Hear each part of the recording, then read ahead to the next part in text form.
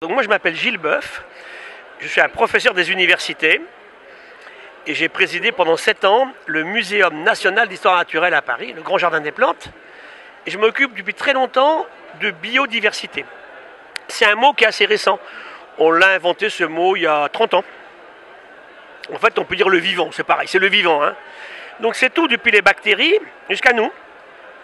Alors pourquoi il faut la garder avec nous? Parce que nous-mêmes, on est la biodiversité. Je dis souvent à mes élèves, en fait, on a dans nous, chaque corps humain, autant de bactéries que de cellules humaines. Intéressant quand même. Et un bébé, quand il naît, c'est 3/4 d'eau. Donc si un humain, c'est de l'eau et des bactéries, on fait partie du système. Et moi qui suis un marin, j'ai beaucoup travaillé sur la composition du corps humain que je compare à l'océan. Eh bien, un corps humain, c'est un océan 3 fois moins salé que la mer, tu vois.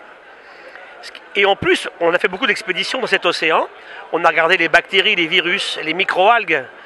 On a un tiers de notre ADN à nous qui est le même que celui des microalgues. On vient du même monde, tu vois.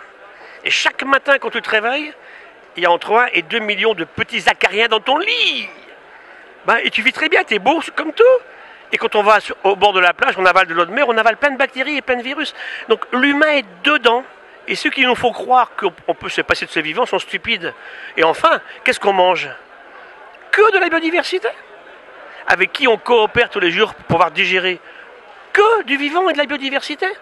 Donc on est la biodiversité. Et dans ce cas-là, tu vois, chaque fois qu'on va l'agresser, mettre des pesticides dans un champ, couper des forêts tropicales, mettre des poisons partout, pêcher trop de poissons ou enlever trop de forêts, on s'agresse nous-mêmes. C'est un peu bête quand même pour une espèce qui s'est elle-même appelée sapiens, l'homme sage. On n'est pas sage du tout. Donc le défi pour nous ici, et j'aime beaucoup être ici moi à Montier, parce que entre la parole de scientifique et l'image des photographes, on raconte une histoire qui évolue dans le temps. Et qu'est-ce qu'on dit aux gens? Apprenons à vivre avec. Sinon, si eux s'en vont, nous on ne durera pas longtemps derrière.